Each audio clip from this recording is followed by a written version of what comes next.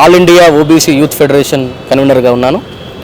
తెలంగాణ రాష్ట్ర ఎన్నికల సమయంలో కాంగ్రెస్ పార్టీ బీసీలకు ఇచ్చినటువంటి హామీ, కామారెడ్డి డిక్లరేషన్ పేరిట ఇచ్చినటువంటి హామీని అమలు చేయాలని చెప్పేసి అనేక పోరాటాలు గత 4 నెలలుగా హైదరాబాద్ కేంద్రంగా అదేవిధంగా అన్ని జిల్లాల్లో కూడా జరుగుతూ ఉన్నాయి.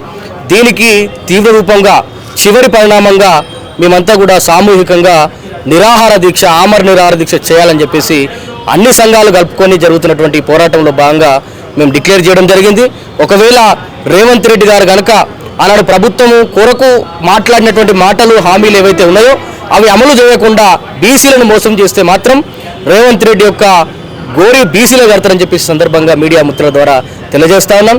అదేవిధంగా ఒకవేళ మీరు కనుక ఈ యొక్క డిమాండ్ను మీరు సాల్వ్ చేయకపోతే, మీరు ఇచ్చినటువంటి మాటనే మీ మాట మీద మీరు ఉండకపోతే, నిన్నటికి మొన్నటి నుంచి చూస్తూ ఉన్నాం, దేవుళ్ళ మీద మీరు ప్రమాణాలు చేసిర్రు, ఆ ప్రమాణాలను కూడా తెడ్డులుగా అయిపోయినాయి. ఇవాళ బీసీల కొరకు ఇచ్చినటువంటి హామీల విషయంలో కూడా మీరు మొండి చేయి కనుక చూపెడితే కనుక ఈ రాష్ట్రంలో తెలంగాణ ఉద్యమాన్ని తలపించేటువంటి పోరాటం చేయడానికి కూడా యువకులం, విద్యార్థులమంతా కూడా బీసీ యువకులం, బీసీ విద్యార్థులం, నిరుద్యోగులమంతా కూడా సిద్ధంగా ఉందని చెప్పేసి all India OBC youth federation తరఫున నేను మీడియా మిత్రులకు తెలియజేస్తా ఉన్నాను.